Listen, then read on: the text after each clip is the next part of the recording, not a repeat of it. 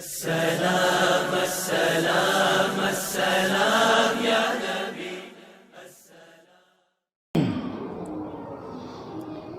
السلام علیکم ورحمۃ اللہ وبرکاتہ۔ نحمدہ ونصلی ونسلم علی رسولہ الکریم، اما بعد فاعوذ باللہ من الشیطان الرجیم، بسم اللہ الرحمن الرحیم۔ قد جاءکم من اللہ نور وکتاب مبین، صدق اللہ مولانا العظیم وبلغنا رسولہ النبی الامین المکین الکریم، ونحن علی ذلک لمن الشاہدین والشاکرین والمطمئنین والحمد للہ رب العالمین۔ آئیے نہایت ہی ادب اور احترام کے ساتھ ساری کائنات کے رہبر عقیدت میرے اور آپ کے پیارے آقا جناب احمد مجتبی حضرت محمد مصطفیٰ صلی اللہ تعالی علیہ وسلم کی بارگاہ گوہر ناز میں اپنی غلامی کا ثبوت پیش کرتے ہوئے بآواز بلند ہدیہ درود پاک پیش کیجیے۔ پڑھی اللہم صلی علی سیدنا و مولانا محمد وعلی آل سیدنا مولانا محمد بارک وسلم،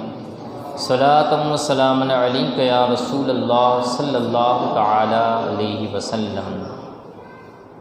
پشیمان نہ ہو شرمساروں سے کہہ دو، پشیمان نہ ہو شرمساروں سے کہہ دو،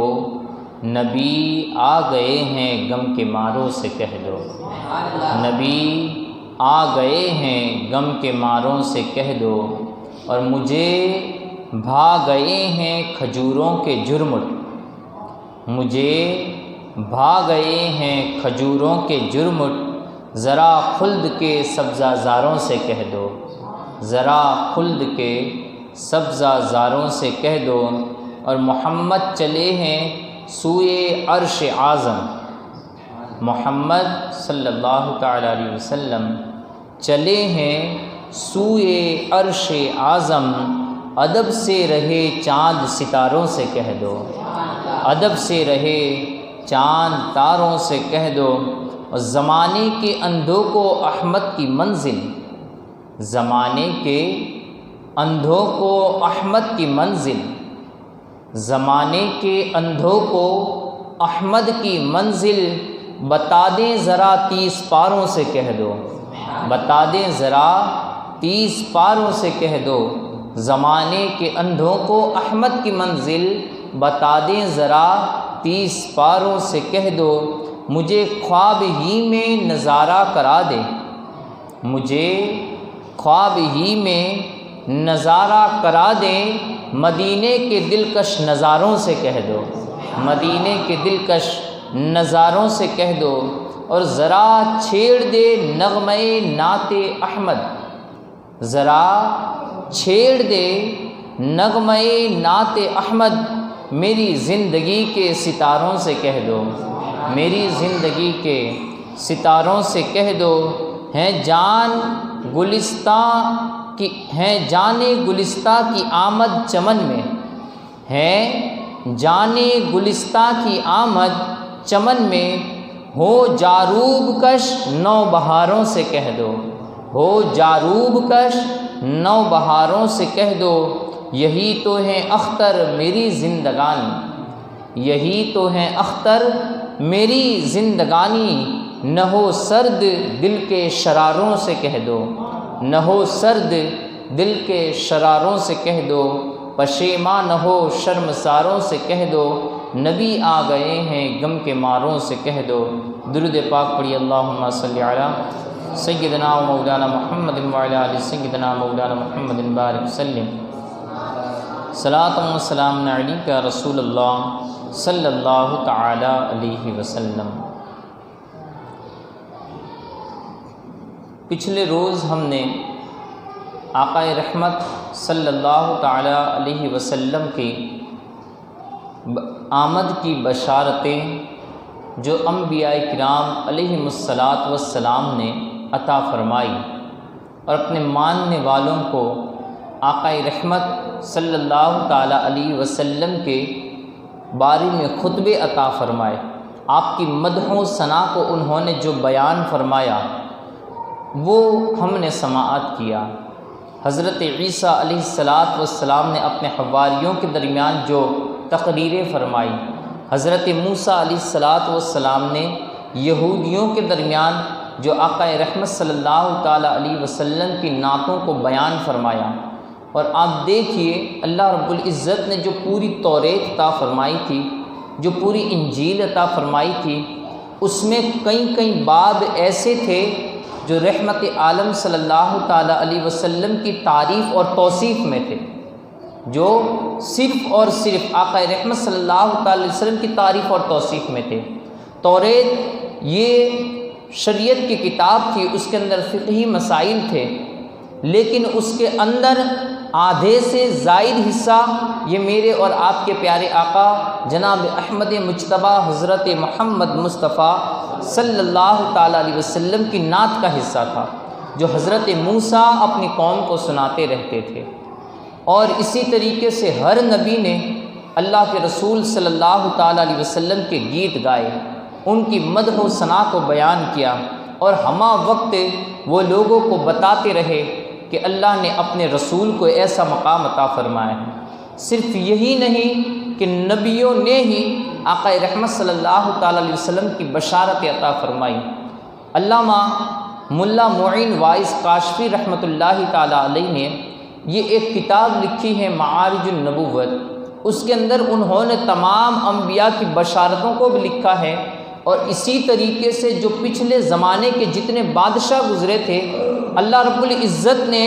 ان کو بھی اپنے دور حکومت میں ایسے خواب دکھائے کہ جن خوابوں کی وجہ سے جب انہوں نے ان کی تعبیر کو نکالی تو ان تعبیروں کے اندر ان کاہنوں نے، ان نجومیوں نے جو ان کی خوابوں کی تعبیریں بتائی، وہ تعبیریں یہ تھی کہ پیغمبر آخر الزماں صلی اللہ تعالی وسلم یہ آنے والے ہیں۔ تو پھر وہ بادشاہ بھی جسے اللہ کی توفیق نصیب ہوئی، انہوں نے آقا رحمت صلی اللہ تعالی وسلم پر ایمان لانے کے دعوے کیے تھے۔ اسی طریقے سے پچھلے زمانے کے اندر ایک بہت بڑا بادشاہ گزرا ہے جس کا نام طب اول حمیری تھا۔ طب اول حمیری تھا، بہت بڑا بادشاہ گزرا ہے، یہاں تک کہ بتایا جاتا ہے کہ دنیا کے ان بادشاہوں کے اندر اس کا نام شمار کیا جاتا ہے جنہوں نے آدھی سے زیادہ دنیا کے اوپر حکومت کی۔ آدھے سے زیادہ 4 بادشاہ تو وہ گزرے جنہوں نے پوری دنیا پر حکومت کی ہے، لیکن کئی بادشاہ ایسے گزرے ہیں جنہوں نے آدھی دنیا سے زیادہ دنیا پر یہ حکومت کی ہے۔ ان میں سے ایک بادشاہ طب اول حمیری بھی ہے۔ طب اول حمیری یہ جس جگہ پر بھی جاتا تمام جگہ کو ویران کر دیتا، تمام جگہ کو جہاں پر جاتا وہاں کے رہنے والوں کو یہ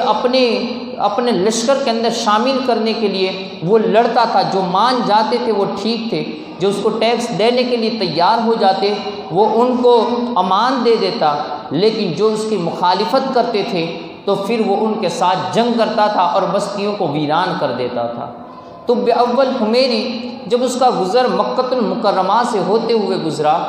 تو مکۃ المکرمہ کے لوگوں نے، کیونکہ اس کی جاہ و جلال اور اس کی شان و شوکت ایسی تھی کہ وہ جس جگہ سے گزرتا تھا تو لوگ اس کے استقبال کے لیے کھڑے ہو جاتے تھے، راستوں کے اوپر اپنے گھروں کو چھوڑ کے راستوں کے اوپر اس کا استقبال کرنے کے لیے کھڑے ہو جاتے ہیں۔ اب جب وہ مکہ میں آیا تو وہاں پر کوئی بھی اس کا استقبال کرنے کے لیے باہر نہیں نکلا، نہ کسی نے اس کی تعظیم و توقیر کی، نہ کسی کو یوں لگا کہ طب اول حمیری آیا ہوا ہے، کسی کو کچھ پڑی ہی نہیں تھی، بس وہ آیا اور مکہ سے گزر بھی گیا۔ آگے جب پہنچا تو اس سے بڑی حیرت ہوئی کہ میرے وہ جاہ و جلال اور میرا وہ رعب اور دبدبا کہ میں جس جگہ پر جاتا ہوں تمام لوگ میرے ڈر کی وجہ سے کانپ جاتے ہیں اور میری بہت ہی عزت و تکریم کرتے ہیں، لیکن یہ کیا معاملہ ہے کہ میں یہاں پر آیا اور میرا کسی کے دل میں خیال تک نہیں گیا اور کسی نے مجھ سے میری تعظیم اور توقیر بھی نہیں کی، میرا استقبال بھی نہیں کیا۔ جیسے اسے یہ خیال آیا تو اس نے اپنا ایک وزیر خاص تھا، اس کو اپنے دربار میں بلایا، کہا کہ یہ کیا معاملہ ہے کہ یہاں کے لوگوں کو کوئی کسی کو اہمیت ہی نہیں دے رہا ہے۔ میں اتنا بڑا بادشاہ ان کے شہر سے گزر گیا، میرا اتنا بڑا لشکر تھا، لیکن اس کے باوجود بھی یہاں پر کسی کو کچھ بھی پتہ ہی نہیں چلا۔ تو وزیر نے بتایا، کہا کہ یہ جگہ اور جگہ سے الگ ہے،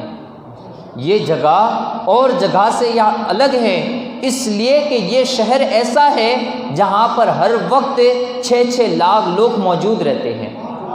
6 لاکھ لوگ یہاں پر ہر وقت موجود رہتے ہیں۔ یہاں پر کسی کو پتہ ہی نہیں چلتا کہ کون اعلیٰ ہے کون ادنا ہے، یہاں پر کسی کو پتہ ہی نہیں چلتا کون اعلیٰ ہے کون ادنا ہے۔ کہا کہ یہاں پر ایک اللہ کا گھر ہے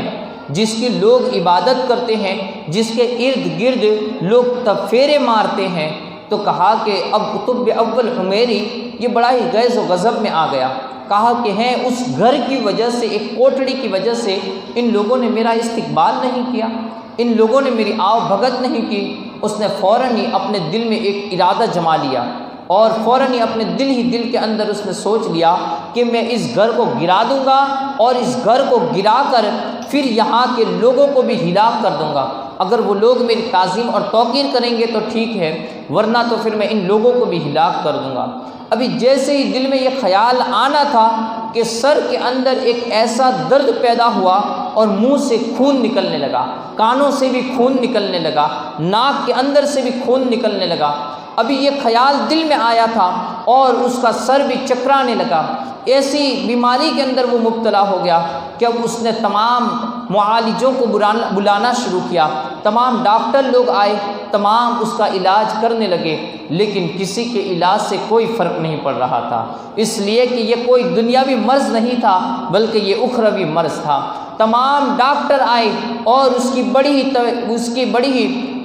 تیمارداری کرتے رہے، اس کی دوائیں کرتے رہے، لیکن تمام لوگ آخر کار لاجواب ہو گئے۔ آخر میں کہنے لگے، حضور ہماری اس دوا سے آپ کی بیماری میں کوئی فرق نہیں پڑنے والا۔ یہاں تک کہ بادشاہ بڑا ہی حیران تھا کہ کیا معاملہ ہے، کیا کیا جائے، اتنے بڑے بڑے اطباء، میرے دربار کے اتنے بڑے بڑے ڈاکٹر، یہ تمام کے تمام لوگ جواب دے چکے ہیں، اب اس کے بعد کون ایسا دنیا میں بڑا ڈاکٹر ہوگا جو میری اس بیماری کا علاج کر سکے گا۔ اسی کے اندر ایک دانا شخص تھا،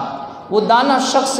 وہاں پر آیا اور اس نے دیکھا کہ بادشاہ ایک ایسی بیماری کے اندر مبتلا ہے جس کا کوئی علاج نہیں ہے۔ کبھی کبھار یہ ہمارے لیے بھی نصیحت والی باتیں ہو جاتی ہیں کہ دنیا میں ایسی بیماری لگ جائے کہ جس کا کوئی بھی علاج نہ ہو، تو پھر ہمیں اپنے رب کی طرف رجوع کرنا چاہیے، ہمیں اپنے دل کی طرف جھانکنا چاہیے۔ کہیں ایسا تو نہیں ہے کہ یہ بیماری کا سبب یہ دل کی بیماری ہے، کبھی کبھار ایسا بھی ہوتا ہے کہ دل کے ارادے غلط بن جائے تو پھر اللہ کا عذاب بیماریوں کی شکل میں آ جاتا ہے۔ الغرض اس دانا شخص نے جو بادشاہ کا وزیر تھا اس سے ملاقات کی، کہا کہ بادشاہ کو کہو کہ اگر وہ مجھے اجازت دے تو میں اسے جو سوال کروں اس کا سچ جواب مجھے دے، اگر وہ میری تمام باتوں کا سچ جواب دے گا تو ہو سکتا ہے کہ میں اس کی بیماری کا کوئی علاج نکال سکوں۔ الغرض وہ بادشاہ کے پاس پہنچا اور بادشاہ کے دربار میں جا کر پھر اس نے سوال کرنا شروع کر دیے۔ اب بادشاہ کو سوال کرتے کرتے وہ اس بات پر پہنچا کہ جب آپ یہاں آئے تھے تو کیا آپ نے کوئی ارادہ دل میں جمایا تھا؟ تو فوراً ہی بادشاہ کو وہ بات یاد آ گئی، کہا کہ ہاں میں نے یہاں پر جب لوگوں نے میرا استقبال نہیں کیا، جب مکہ والوں نے میری تعظیم نہیں کی، تو میں نے اس کوٹھڑی کو، اس جو گھر ہے جس کا لوگ طواف کرتے ہیں، جس کے لوگ پھیرے مارتے ہیں، اس کو گرانے کا عزم مصمم کیا تھا، اس کو گرانے والا تھا، اس پر لشکر کشی کرنے والا تھا۔ اس دانا شخص نے کہا کہ حضور بس بیماری یہی ہے، بیماری یہی ہے، بس اسی سے توبہ کر لیجئے، اللہ رب العزت تمہیں شفا عطا فرمائے گا۔ اس لیے کہ آپ نے جس گھر کو ہلاک کرنے کی قسم کھائی تھی، جس گھر کو ہلاک کرنے کا ارادہ کیا تھا، وہ کوئی عام گھر نہیں ہے، وہ کسی عام شخص کا، وہ کوئی اس کا عام شخص مالک نہیں ہے، بلکہ وہ دونوں جہان کو پیدا کرنے والے مالک کا وہ گھر ہے، اس کا مالک دونوں جہان کا پیدا کرنے والا ہے۔ اب اس نے جیسے ہی بادشاہ نے بس دل کے اندر ارادہ ہی جمایا تھا، دل کے اندر ارادہ ہی جمایا تھا کہ فوراً دل کے جو سر کا درد تھا وہ جاتا رہا، جو خون بہہ رہا تھا اس سے بھی شفا مل گئی۔ جیسے ہی خون تمام بیماری سے شفا مل گئی، اب اس کے بعد اس نے مکہ والے تمام لوگوں کو بلایا، مکہ کے اندر جتنے رہنے والے تھے ان تمام کو بلایا، تمام کی ایک بہت بڑی دعوت کی، اور مکہ کے ہر بچے، بوڑھے، نوجوان، تمام عورتوں اور مردوں کو اس نے لباس بھی عطا فرمائے، تمام کو کھانا بھی کھلایا، کئی دنوں تک وہاں کھانا کھلاتا رہا، اور اس کے بعد پھر وہاں سے وہ مدینہ طیبہ کی طرف کوچ کرنے لگا، اپنا لشکر لے کر وہ آگے کی طرف نکلنے لگا۔ جب وہاں پر پہنچا تو اس کے لشکر کے اندر 400 بہت بڑے علماء بھی موجود تھے، 400 بہت بڑے علماء بھی موجود تھے، اور ایک روایت میں آتا ہے کہ 4000 علماء کرام موجود تھے، 4000 حکماء اور بڑے بڑے ہنرمند انسان یہ اس کے لشکر کے اندر موجود تھے۔ اب جب وہ مدینہ کی سرزمین پر پہنچے تو کسی نے مٹی کو اٹھایا، کسی نے کنکری کو اٹھایا، کسی نے وہ کھجور کے اونچے اونچے جو تنے درخت تھے، تناور درخت تھے، ان کو دیکھنے لگا۔ پھر تمام لوگ ایک دوسرے کے چہرے کو تکنے لگے، تمام لوگ، کوئی مٹی اٹھا رہا تھا، کوئی کنکر اٹھا رہا تھا، کوئی وہاں کے پہاڑوں کو دیکھ رہا تھا، کوئی وہ تناور درختوں کو دیکھ کر جب انہوں نے تمام چیزوں کو دیکھ لیا اور دیکھ کر متاثر ہو گئے تو پھر ایک دوسرے کے چہروں کو دیکھنے لگے،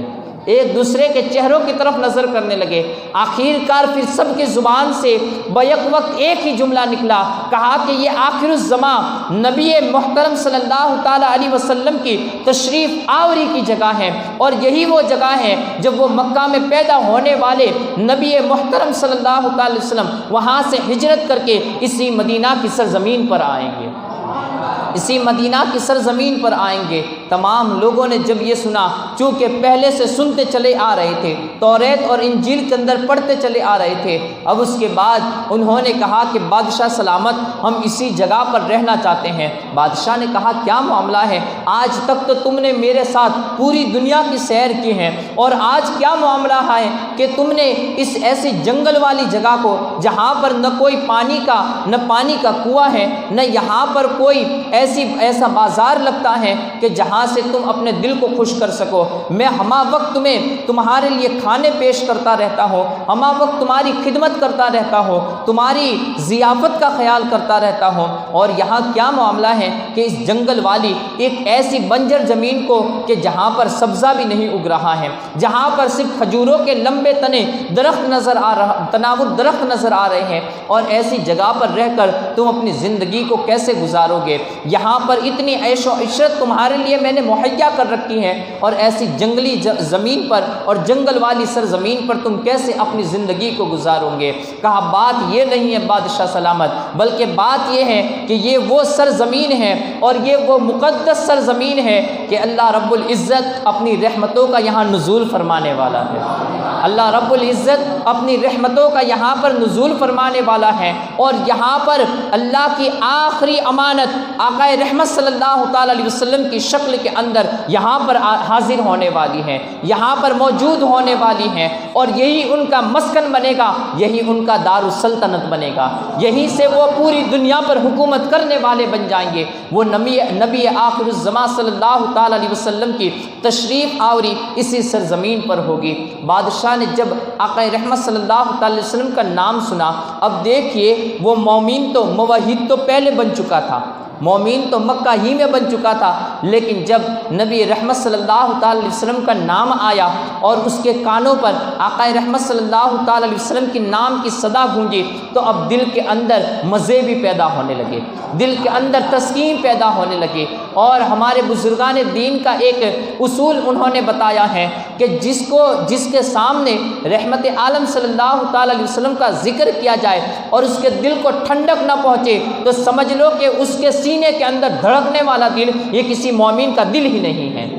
یہ کسی مومن کا دل ہی نہیں ہے۔ مومن وہ ہوتا ہے جس کے سامنے مصطفیٰ کا ذکر کیا جائے تو اس کا دل باغ باغ ہو جائے، اس کا دل تر و تازہ ہو جائے، اس کا ایمان جگمگا اٹھے۔ یہ یہاں پر ہم لوگ بیٹھے ہیں، آقا رحمت صلی اللہ تعالی علیہ وسلم کا ذکر کر رہے ہیں۔ بتائیے ذرا کہ جب بھی ہم جو بات سنتے ہیں تو اس سے زیادہ باتیں سننے کو من کرتا رہتا ہے، جتنی روایتیں پڑھتے ہیں اس سے زیادہ روایتیں پڑھنے کو من کرتا رہتا ہے۔ آخر کار وجہ کیا ہے؟ اللہ نے اس آقا رحمت صلی اللہ تعالی علیہ وسلم کے نام میں، ان کے ذکر کے اندر ایسی چاشنی کو رکھا ہوا ہے کہ جتنا بھی آپ اس کو کرتے چلے جائیں گے مزے اتنے ہی بڑھتے چلے جائیں گے۔ آپ کسی میٹھے کو بھی کھائیے تو ایک وقت ایسا آئے گا کہ آپ کا من بھر جائے گا۔ کوئی ایسی دل والی چیز کہ جس کے اوپر آپ کا بہت زیادہ دل رہتا ہے، اس کو بھی آپ کھاتے چلیے، اس کو بھی آپ سنتے چلیے، لیکن وقت ایک ایسا آئے گا کہ آپ کا اس سے بھی من بھر جائے گا۔ لیکن مصطفیٰ کا ذکر ایک ایسی چاشنی والا ذکر ہے، مصطفیٰ کا ذکر ایک ایسی چاشنی بھرا ذکر ہے کہ جتنا بھی کرتے رہیے مزے اتنے ہی بڑھتے چلے جائیں گے، دل کو تسکین اتنی ہی پہنچتی چلی جائے گی، ایمان کو تازگی اتنی ہی نصیب ہوتی چلی جائے گی، بلکہ یہاں پر تمہیں دنیاوی یہ فائدے نصیب ہوں گے، وہاں پر جنت کے محلات اللہ رب العزت اور بڑھاتا چلا جائے گا۔ جنت کے محلات تمہارے نامۂ اعمال میں اور درج ہوتے چلے جائیں گے۔ الغرض اس نے آقا رحمت صلی اللہ تعالی علیہ وسلم کا جب نام سنا تو بڑا ہی اس نے پھر اس کا من چاہا کہ ان کا کچھ ذکر بھی سنے، ان کے کچھ اوصاف بھی بیان کیے جائے۔ الغرض علماء کرام کی پوری جماعت موجود تھی، کوئی ایک اٹھا، اس نے آقا رحمت صلی اللہ تعالی علیہ وسلم کے حلیے کو بیان فرمایا، کوئی دوسرا اٹھا، اس نے آقا رحمت صلی اللہ تعالی علیہ وسلم کی شکل و صورت کو بیان فرمایا، ان کی سیرت کو بیان فرمایا، کسی نے اٹھ کر آپ کے جانثاروں کا بیان کیا۔ الغرض تمام لوگ باتیں کرتے رہے، آخر کار بادشاہ کے دل میں بھی یہ ارادہ ہو گیا کہ وہ بھی اسی جگہ کا مسکن، اسی جگہ کو اپنا مسکن بنا لے اور یہی کا رہنے والا بن جائے اور مدینہ طیبہ کی سرزمین ہی کا وہ باشندہ بن جائے۔ الغرض اس کے دل میں خیال آیا، لیکن سوچا کہ کہیں ایسا نہ ہو کہ دوسرے لشکر والے یہ میری مخالفت کر بیٹھے۔ آخر کار اس نے ایک خط لکھا اور وہ خط لکھ کر اس نے وہاں کے جو وہ 400 علماء کرام تھے یا بروایت دیگر 4000 جو علماء کرام تھے، سب سے پہلے تو ان کی تعظیم اور توقیر کی اور ان کا شکریہ ادا کیا کہ تم نے مجھے ایک ایسی بڑی ہستی کے بارے میں آگاہ کیا۔ اس کے بعد پھر اس نے وہاں پر ان 400 علماء کرام کے مکان تعمیر کروائے، اپنے تمام معماروں کو حکم دیا کہ وہ جلد سے جلد میری نظروں کے سامنے ان 400 علماء کے مکانوں کو تعمیر کرے۔ ان 400 علماء کرام کے مکانوں کو تعمیر کیا گیا اور 400 علماء کرام کو ہر ایک کو الگ الگ گھر دیا گیا، اور اس کے بعد ان 400 علماء کرام کو عورتیں بھی عطا کی گئی، ایک ایسی پاکیزہ اور عالی نسب خاندان کی عورتیں عطا کی گئی تاکہ ان کی نسل بڑھتی رہے، اور جب ان کی نسل بڑھتی رہے تو ہو سکتا ہے ان کی عمر لمبی نہ ہو لیکن ان کی نسلیں آئے تو مصطفیٰ جان رحمت صلی اللہ تعالی علیہ وسلم کے سامنے وہ طب اول حمیری کا تذکرہ کرے، طب اول حمیری کا تذکرہ کرے۔ 400 علماء کرام کو گھر بھی دے دیے گئے، انہیں کنیزیں بھی دے دی گئی، رہنے سہنے کی تمام عیش و عشرت کے سامان مہیا کر دیے گئے۔ اب اس کے بعد اس نے ایک خط لکھا، اپنے وزیر کو بلایا اور خط لکھوایا۔ خط کے الفاظ اور روایت جو اس نے الفاظ تھے وہ بھی بڑے دل کو تسکی پہنچانے والے الفاظ ہیں۔ روایتوں میں آتا ہے اس نے خط لکھا، وَإِلَى مُحَمَّدٍ صلی اللہ تعالی علیہ وسلم بن عبداللہ خاتم النبیین ورسول رب العالمین من طب بن حمیر بن دردع اما بعد یا محمد صلی اللہ تعالی علیہ وسلم فإنی آمنت بک ولکتابک الذی انزل اللہ علیک وعلی دینک وسنتک وآمنت بربک ورب کل شیء ما جاء من ربک من شرائع الایمان والاسلام وانا قبلت ذلك فإن ادرکتک فیها والنعمت وإن لم ادرکتک فاشفع لي يوم القيامة ولا تنسني فإني من أمتك الأولين وتابعتك قبل مجيئك وقبل إرسالي الله تعالى إياك وأنا على أمتي وعلى ملتك وملة أبيك إبراهيم خليل الله علیہ السلام۔ طب اول حمیری نے یہ خط لکھا۔ خط کیا تھا؟ اس نے کہا کہ یہ خط میرا طب اول حمیری طب بن حمیر بن دردا کا خط محمد الرسول اللہ صلی اللہ تعالیٰ علیہ وسلم جو خاتم النبیین ہے اور دونوں جہان کے پالنے والے کے رسول ہیں، اما بعد اے محمد صلی اللہ تعالیٰ علیہ وسلم فإنی آمنت بک، میں تم پر ایمان لایا، ولکتابک، اور تمہاری کتاب پر بھی ایمان لایا جو اللہ کی طرف سے نازل ہونے والی ہوگی، وعلی دینک، اور تمہارے دین کا ماننے والا بھی بن گیا، وہ سنتی کا، اور تمہارے طریقے پر چلنے والا بھی بن گیا۔ اب ذرا الفاظ پر غور کیجئے گا، وہ سنتی کا، آقا آئے نہیں ہے لیکن طریقے پہلے سے موجود تھے توریت کے اندر کہ میرے آقا کی زندگی کس طریقوں پر گزرے گی وہ اللہ نے پہلے بیان فرما دیے تھے۔ تو جو ان علماء نے جو آقا کے طریقے بیان کیے ہوں گے تبھی تو اس نے اپنے خط میں لکھا وہ سنتی کا، آپ کے طریقے پر چلنے والا بن گیا ہوں، آپ کے طریقے پر چلنے والا بن گیا ہوں۔ وآمنت بربک ورب کل شیء، میں آپ کے رب پر ایمان لایا اور جو ہر چیز کا رب ہے اس پر ایمان لایا۔ ما جاء من ربک من شرائع الایمان والاسلام، اور جو بھی اس رب کی طرف سے ایمان کی جتنے شرطیں ہیں اور اسلام کے جتنے بھی قانون ہیں میں سب کا ماننے والا بن گیا۔ وَأَنَا قَبَّلْتُ ذَلِكَ فَإِنْ أَدْرَكْتُكَ فِيهَا وَنِعْمَةُ وَإِنْ لَمْ أَدْرَكْتُكَ فَاشْفِعْ لِي يَوْمَ الْقِيَامَةِ، اور پھر اس نے کہا کہ میں نے اللہ کی تمام نعمتوں کو جان لیا، اور یا رسول اللہ صلی اللہ تعالیٰ علیہ وسلم میں یہ بھی جانتا ہوں کہ اللہ قیامت کے دن تمہیں شفاعت کا منصب عطا فرمائے گا، شفاعت کا منصب عطا فرمائے گا، تو یا رسول اللہ مجھے میدان محشر کے اندر بھولیے گا نہیں، مجھے میدان محشر میں بھولیے گا نہیں۔ فَإِن مِّنْ أُمَّتِكَ الْأَوَّلِينَ، میں آپ کے آنے سے پہلے والی امت میں ہوں، میں آپ کی امت کا وہ بندہ ہوں کہ جو آپ کے آنے سے پہلے آپ پر ایمان لے آیا ہے۔ فَإِنِّ مِنْ أُمَّتِكَ الْأَوَّلِينَ وَتَابِعَتُكَ قَبْلَ مُجِيئِكَ، اور آپ کے آنے سے پہلے آپ کا متبع و فرما بردار بن چکا ہوں۔ وقبل ارسال اللہ تعالی ایاک وانا علی ملتک و ملت ابیک، میں تمہاری ملت پر اور تمہارے باپ حضرت ابراہیم علیہ السلام کی ملت پر زندگی گزارنے والا ہوں۔ تو طب اول حمیری نے یہ خط لکھا، اور پھر اس وقت کا جو ایک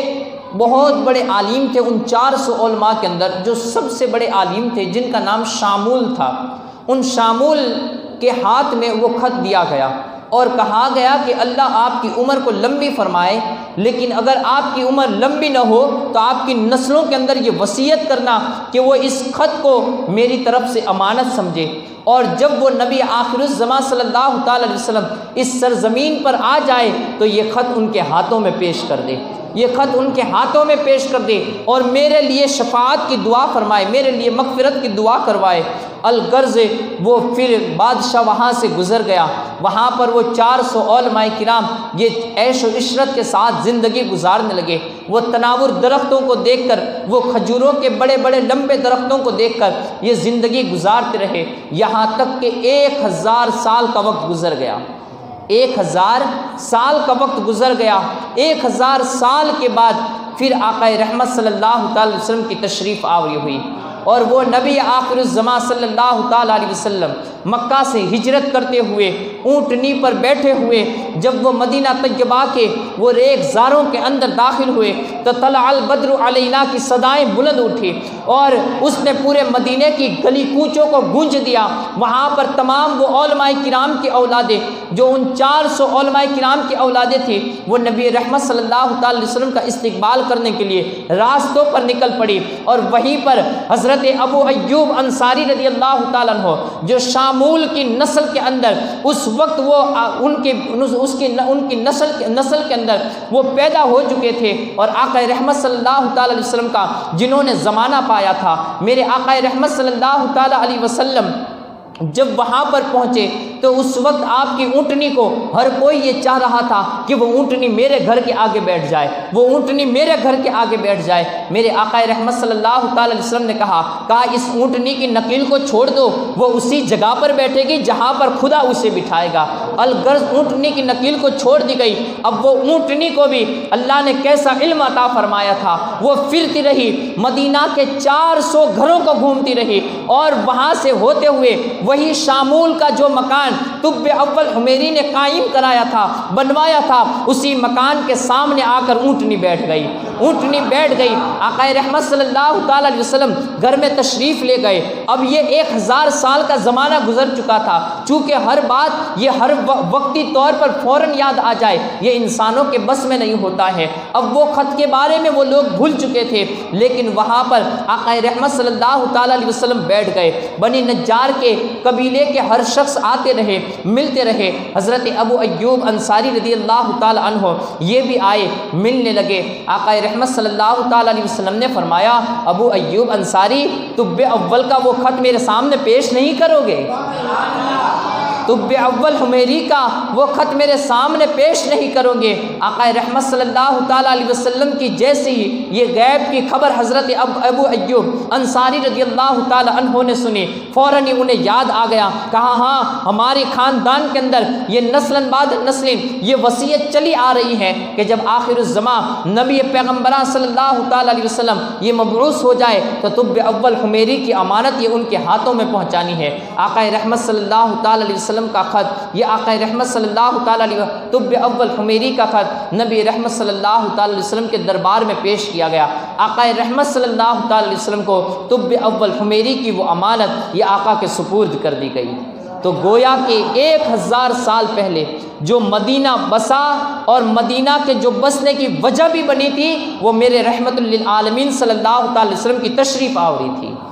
جو طب اول حمیری نے ان 400 علماء کے وہاں مکانات تعمیر کروائے تھے، وہ کوئی اور وجہ سے نہیں بسے تھے۔ وہ مدینہ جو پہلے یثرب کی سرزمین کہلاتی تھی، جو بیماریوں کے سرزمین کہلاتی تھی، لیکن ان بیماریوں کو برداشت کرتے رہے، لیکن پھر بھی انہوں نے مدینہ کو نہیں چھوڑا۔ وہ بیماریوں کو بھی برداشت کرتے رہے، لیکن مدینہ انہوں نے پھر بھی نہیں چھوڑا۔ آخرکار کیا وجہ تھی؟ وہ وجہ یہی تھی کہ وہاں پر نور مصطفیٰ صلی اللہ تعالیٰ علیہ وسلم کی تشریف آوری ہونے والی تھی۔ الغرض اللہ رب العزت نے آقا رحمت صلی اللہ تعالیٰ علیہ وسلم کو بڑے ہی اونچے مقام عطا فرمائے ہیں، بڑی ہی اعلیٰ رفعت و شان والی اللہ نے اپنے رسول کو شان عطا فرمائی ہے۔ کل ہم نے سنا تھا،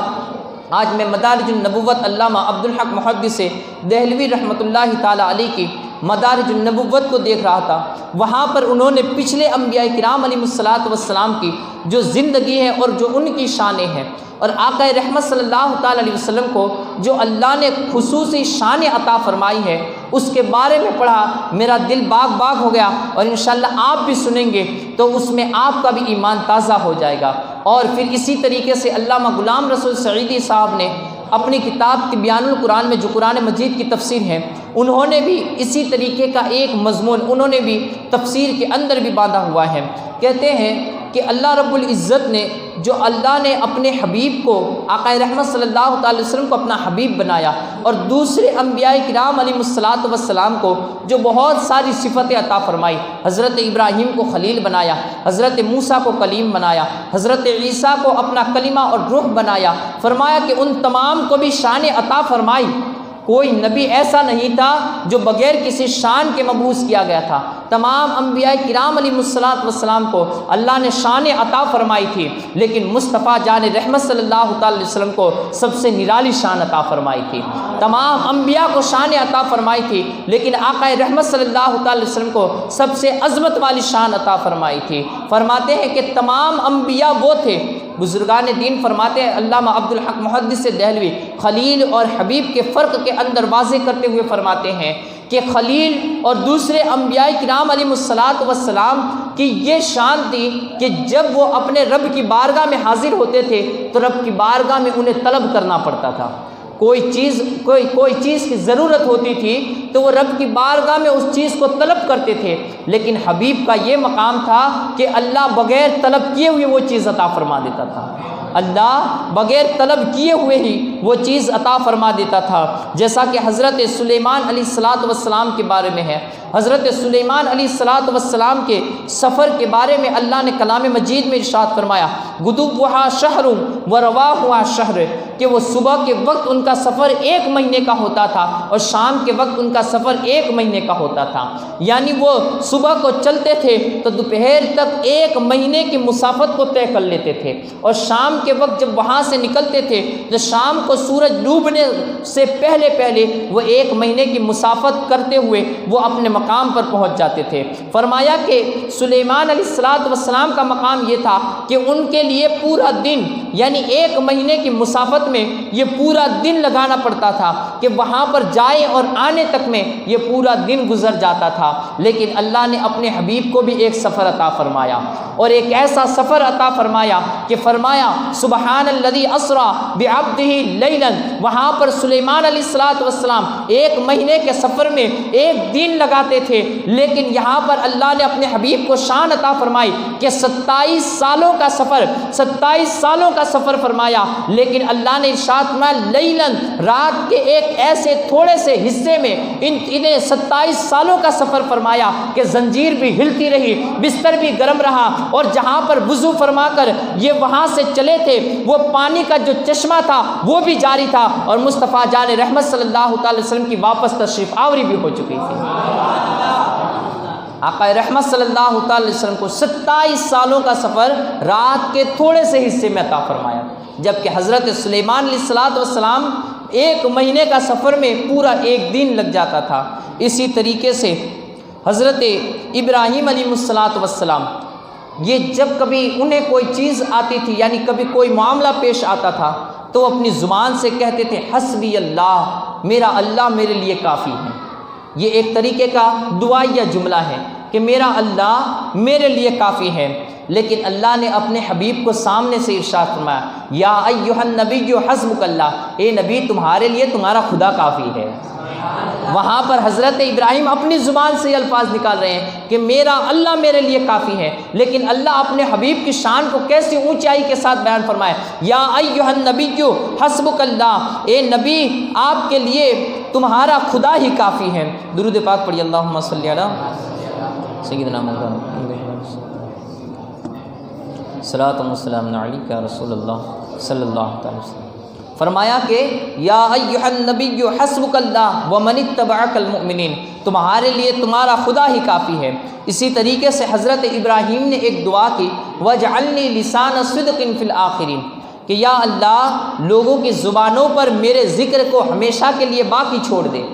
لوگوں کی زبانوں پر میرے ذکر کو ہمیشہ کے لیے، پیچھے آنے والوں کے لیے میرے ذکر کو باقی رکھ دے۔ لیکن یہاں پر جب اپنے حبیب کی شان کو بیان فرمائی تو اسی قرآن کے اندر جس قرآن میں حضرت ابراہیم کی دعا مذکور ہے اسی میں اپنے حبیب کے بارے میں ارشاد فرمایا وَرَفَعْنَا لَكَ ذِكْرَكَ، اے میرے محبوب تیرے ذکر کو ہم نے سب سے بلند و بالا فرما دیا۔ وہاں ابراہیم اپنے ذکر کو باقی رکھنے کی دعائیں کر رہے ہیں، لیکن اللہ یہاں سامنے سے اپنے حبیب کو ارشاد فرما رہا ہے محبوب تمہارا ذکر باقی نہیں بلکہ ہم نے اسے اونچائی کا مقام عطا فرما دیا ہے۔ اسی طریقے سے حضرت ابراہیم علیہ السلام نے آخرت کے بارے میں، میدان محشر کے بارے میں ڈرتے ہوئے ارشاد فرمایا، خشوع اور خضوع کے ساتھ اپنے رب کی بارگاہ میں یہ دعا کی وَلَا تُخْزِنِي يَوْمَ يُبْعَثُونَ، اے میرے مولا کل قیامت کے دن جب تو اٹھائے تو ہمیں رسوا مت فرمانا، ہمیں رسوا نہ کرنا۔ لیکن اللہ نے اپنے حبیب کو سامنے ہی سے ارشاد فرمایا یوم لا یخزی اللہ النبی، اے محبوب تمہارا خدا تمہیں رسوا نہیں فرمائے گا،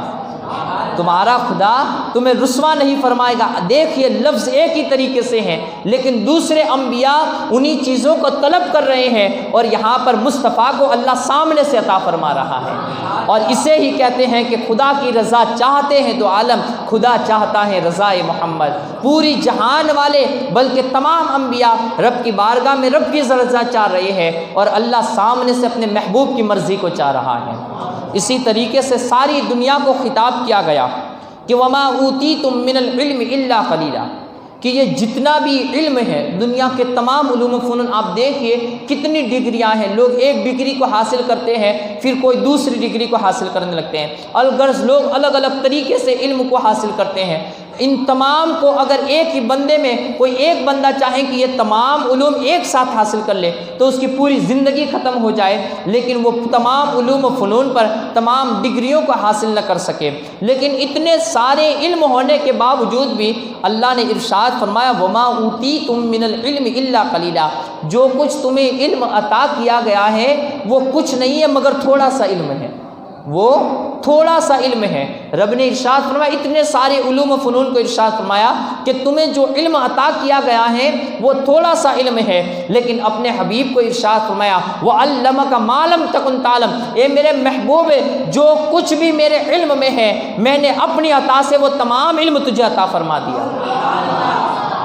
میں نے جتنا چاہا وہ تمام علم یہ تجھے عطا فرما دیا، یعنی تجھے خیر کثیر اور علم کثیر عطا فرمایا۔ اسی طریقے سے دنیا کے ساز و سامان اور مال و دولت کے بارے میں پوری دنیا والوں کو مخاطب ہوا اور ارشاد فرمایا کل متاع الدنیا قلیل، اے محبوب فرما دو کہ دنیا کا تمام ساز و سامان یہ تھوڑا ساز و سامان ہے، دنیا کا تمام ساز و سامان یہ تھوڑا سامان ہے، تھوڑا لوگوں کو عطا کیا ہے۔ لیکن اپنے محبوب کی باری آئی تو فرمایا انا اعطیناک الکوثر، محبوب تمہیں تو کثرت سے عطا فرمایا ہے، انا اعطیناک الکوثر، تمہیں کثرت سے عطا فرمایا ہے۔ دوسری طرف اپنی ہی عبادت کا جب اپنے تمام بندوں کو حکم دے رہا ہے، اپنی ہی عبادت کا تمام بندوں کو حکم دے رہا ہے تو ارشاد فرمایا یا ایھا الناس اعبدوا اللہ ربکم الذی خلقکم، اے لوگو اپنے رب کی عبادت کرو جس نے تمہیں پیدا فرمایا ہے، اے لوگو اپنی رب کی عبادت کرو کہ جس نے تمہیں پیدا فرمایا ہے۔ لیکن اپنے حبیب سے مخاطب ہوتا ہے تو کیا ارشاد فرماتا ہے یا ایھا المزمل قم اللیل الا قلیلا، اے چادر اوڑھنے والے نبی تھوڑا سا سو جایا کر، اتنی عبادتیں نہ کیا کر، راتوں کے اندر تھوڑا اٹھا کر، راتوں کے اندر تھوڑا سو بھی لیا کر، تجھے دین میں بھی بڑے کام کرنے ہیں۔ ذرا غور کیجئے کتنا واضح فرق ہے، اپنے تمام بندوں کو ایک طرف کھڑا کر دیا گیا اور مصطفیٰ کی ذات کو نام کے ساتھ ایک طرف کھڑا کر دیا گیا کہ تمام لوگوں کو ہمہ وقت عبادت کرنے کے لیے یہ حکم دے رہا ہے۔ یہاں تک کہ ارشاد فرمایا وما خلقت الجن والانس الا لیعبدون، اے انسانوں اور جناتوں میں نے تمہیں ایسے ہی پیدا نہیں کیا بلکہ میری عبادت کے لیے پیدا کیا ہے، میری عبادت کرنے کی وجہ سے تمہیں پیدا کیا ہے۔ تم دنیا میں کماؤ جو کرنا ہو کرو، لیکن تمہیں سب سے اصل جو چیز ہے وہ میری عبادت کرنے کے لیے پیدا کیا گیا ہے، اکثر حصہ تمہیں میری عبادت میں صرف کرنا ہے۔ لیکن مصطفیٰ سے وہی رب ارشاد فرما رہا ہے، مصطفیٰ کو وہی رب ارشاد فرما رہا ہے یا ایھا المزمل، نام لے کر ارشاد فرما رہا ہے اے کالی کملی اوڑھنے والے نبی، اے میرے پیارے محبوب قم اللیل الا قلیلا، راتوں کو اٹھا کر مگر تھوڑا اٹھا کر، قم اللیل، راتوں کو اٹھا کر، الا قلیلا، مگر تھوڑا اٹھا کر۔ کتنا پیار اور کتنی محبت بھرے الفاظ ہیں کہ راتوں کو اٹھا بھی کر لیکن تھوڑی عبادت کیا کر۔ پھر پوری دنیا والوں کو مخاطب ہوا، ارشاد فرمایا یا ایھا الذین آمنوا اذکروا اللہ ذکرا کثیرا، یا ایھا الذین آمنوا اذکروا اللہ ذکرا کثیرا، ہم درود پڑھتے ہیں، تسبیح پڑھتے ہیں، اللہ نے حکم دیا ہے اے ایمان والو اللہ کا ذکر کیا کرو۔ کیسا ذکر؟ ذکر کثیر کیا کرو، ذکر کثیر کہتے ہیں بہت زیادہ ذکر کیا کرو، ہمہ وقت ذکر کیا کرو، ہمہ وقت اللہ کی تسبیح کو بیان کرتے رہو۔ لوگوں کو حکم دے رہا ہے کہ اپنے رب کا ذکر کثیر کیا کرو، لیکن مصطفیٰ کو کہہ رہا ہے لا تحرک بہ لسانک لتعجل بہ، اے میرے محبوب اپنی زبان کو اتنی جلد بازی کے ساتھ مت حرکت دے، اپنی زبان سے اتنی جلد بازی کے ساتھ کلام مجید کی آیتوں کو تلاوت نہ کر، ان علینا جمعہ قرآنا، بے شک اس قرآن کو تو ہم جمع کر لیں گے، تو اتنی کثرت کے ساتھ ذکر نہ کیا کر۔ پھر حضرت موسیٰ علیہ السلام کو دیکھ لیجئے، حضرت موسیٰ علیہ السلام نے رب کی بارگاہ میں دعا کی رب اشرح لی صدری، اے میرے رب میرے سینے کو کھول دے۔ حضرت موسیٰ سامنے سے دعا کر رہے ہیں اے میرے رب میرے سینے کو کھول دے۔ وہاں پر اللہ اپنے حبیب کو سامنے سے ارشاد فرمایا الم نشرح لک صدرک، اے محبوب کیا ہم نے تمہارے سینے کو کشادہ نہیں فرمایا؟ اے محبوب کیا ہم نے تمہارے سینے کو کشادہ نہیں فرمایا؟ کیسے ذرا تصور جمائیے کہ کتنے محبت والے الفاظ ہیں، اے میرے محبوب کیا ہم نے تمہارے سینے کو کشادہ نہیں فرمایا؟ نہیں فرمایا۔ وہاں پر موسیٰ سامنے سے دعا کر رہے ہیں، میرے رب میرے سینے کو کشادہ کر دے، کھول دے، اور وہاں پر سامنے سے رب اپنے محبوب سے ارشاد فرما رہا ہے، میرے محبوب تیرے سینے کو تو ہم نے کشادہ فرما دیا ہے۔ اسی طریقے سے حضرت موسیٰ علیہ السلام جب رب کی بارگاہ میں کوہ طور پر پہنچے تو وہاں پر ارشاد فرمایا، ربی ارینی انظر الیک، اے میرے محبوب، اے میرے رب، میں تیرے جلوے کا دیدار کرنا چاہتا ہوں، میں تجھے دیکھنا چاہتا ہوں۔ ربی ارینی، اے میرے رب مجھے دکھا دے تیرے جلووں کی زیارت کرا دے۔ وہاں پر موسیٰ سامنے سے اللہ کے جلووں کی زیارت کو طلب کر رہے ہیں، اور وہاں پر جب اپنے محبوب سے مخاطب ہوا تو کیا ارشاد فرمایا، الم تر الی ربک، اے میرے محبوب کیا تم نے تمہارے رب کو نہیں دیکھا؟ الم تر الی ربک، اے میرے محبوب کیا تم نے تمہارے رب کو نہیں دیکھا؟ وہاں پر موسیٰ علیہ السلام نے جب رب کے طلب کا سوال کیا تو سامنے سے جواب آیا، لن ترانی، تم ہرگیز نہیں دیکھ سکتے ہو۔ لیکن مصطفیٰ جان رحمت صلی اللہ تعالی وسلم جب لامکاں پر پہنچ گئے اور وہاں پر اللہ رب العزت سے مقام قاب قوسین پر اتنے قریب ہوئے کہ کلام مجید میں اسی واقعے کو بیان کیا گیا کہ دنا فتدلہ فکان قاب قوسین او ادنا، قاب قوسین کے مقام پر او ادنا کی منزلوں کو بھی پار کر گئے۔ او ادنا یعنی جو ایک کمان ہوتا ہے اس سے بھی کم کی منزلوں کو پار کر گئے۔ اور پھر میرے رب نے ارشاد فرمایا، جو اللہ کے رسول صلی اللہ تعالی وسلم نے اللہ کا دیدار فرمایا، رب نے اسی واقعے کو سورہ نجم میں بیان فرمایا، ما زاغ البصر وما طغی، مصطفیٰ نے ایسی آنکھ سے دیکھا کہ وہ آنکھ نہ پھری نہ جھپکی، اس کے اندر نہ کوئی لرزہ پیدا ہوا، اور مصطفیٰ کی آنکھیں رب کا دیدار کرتی رہی۔